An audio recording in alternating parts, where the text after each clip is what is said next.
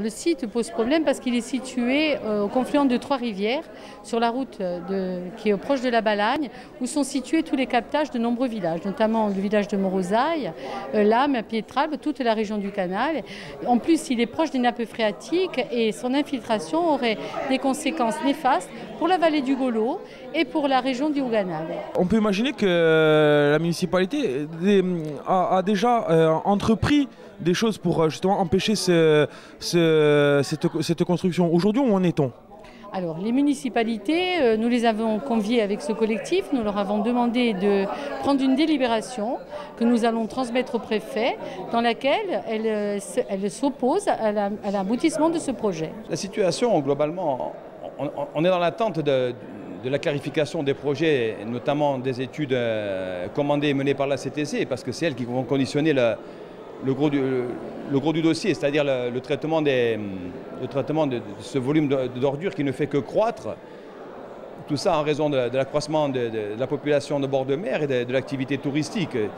Nous, on est une zone de faible population, de faible attractivité touristique, et on va être le réceptacle dans un premier temps, de déchets ménagers et assimilés, dangereux ou pas, et d'autre part de déchets issus du bâtiment qui sont construits en grande partie au bord de mer. Donc on trouve que c'est assez injuste sur le principe. Après, la méthode, bien évidemment, il faudra bien que la Corse prenne en main ses déchets, mais ça ne va pas être au détriment des zones les moins peuplées et les moins économiquement performantes. C'est parce que ça signerait notre arrêt de mort, tout simplement. Alors aujourd'hui, l'objectif de cette réunion, c'était d'informer la population. On a vu des experts venir parler. C'était important de sensibiliser toute la population. C'est-à-dire que, vu le peu de communication des gens chargés des études, les gens s'inquiètent, c'est légitime. Je veux dire, on habite ici, on n'a pas envie d'avoir de maladies plus que de raisonnable. On a investi de l'argent. Certains, ils ont fait des crédits pour s'acheter un bout de quelque chose. Et puis, ils voient leurs efforts d'une vie mis à néant parce que X ou Y a décidé que, bon, ben voilà, nous, on n'a pas beaucoup de force d'opposition, à part notre mobilisation et les arguments qu'on met en évidence. Après, on attend la suite. Bon, on n'est pas trop serein parce que c'est assez inquiétant, quoi.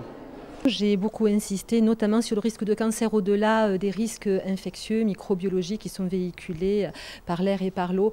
Il était important de parler de la surmortalité liée à des cancers, en particulier prédominants, qui sont démontrés par les études statistiques menées à grande échelle sur des pays donc, comme le Canada, les États-Unis, des pays d'Europe tels que l'Italie et l'Angleterre.